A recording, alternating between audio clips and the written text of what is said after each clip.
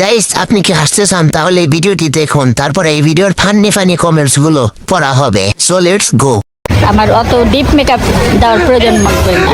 বেশি মেকআপ করলে তো একটা মানে আলগি একটা কেমন যেন লাগে, বোঝাই যায় যে একটা কি মানে আরেকটা মাস্ক লাগিয়ে এসছে মুখে। তো ওরকম না, আমার রং তো মোটামুটি খারাপ না, ফর্সাই কালো যদি বলো তাও বলতে পারো। তো হালকা মেকআপই যথেষ্ট।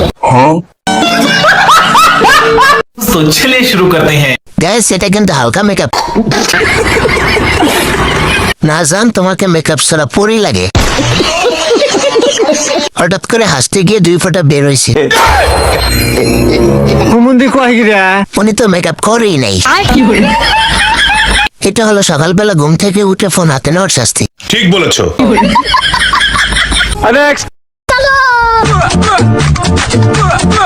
তুমি কি ভেবেছিলে আমি তোমাকে ছাড়া বাঁচবো না? ওরে সোনা, তুমি আমার ভালোবাসা ছিলে, অক্সিজেন না। तो चलिए शुरू करते हैं। আমি তো প্রথমে অন্য কিছু ভাবছি। নিচে থেকে ধাক্কা দিতেছে কে? আপুর যখন এটা কিন্তু সেই ছিল। भाई साहब कुछ ज्यादा नहीं हो गया ये? কেউ কি খেয়াল করছো আপু মোবাইলটা উল্টা করে ধরছে?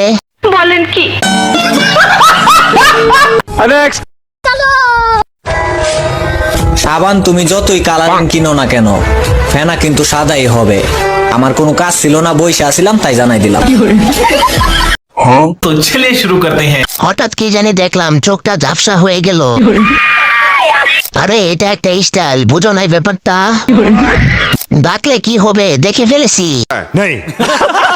এটা কয়জনের কষ্টের ফসল। চোখ দেখে প্রথমে ভয় পেয়েছিলাম, পরে ভালো করে দেখি এটা বেডি মানুষ।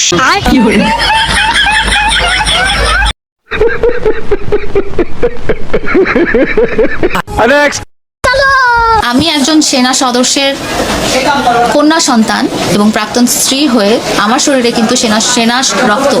শুধু কি সেনাবাহিনীর রক্ত আছে নাকি অন্য কারো রক্ত আছে? केसটা তুমি ধরেই ফেলেছো। তাহলে তো মামুনের রক্ত আছে। ঠিক বলেছো।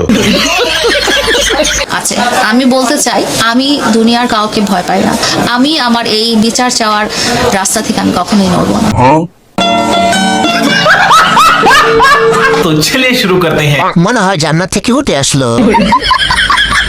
ছেলে হজে মা হিসাবে ও টুরুলা কত রূপ দেখাইলি রে লাইলা।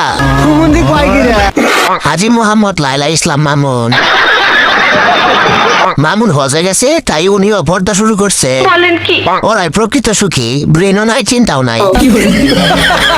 এটা কি লাইলা না? মানে চিন্তা খুব কষ্ট হচ্ছে ভাই। আমি সারা ভিডিওটা দেখতেছি, আমার কি বাপ হইব?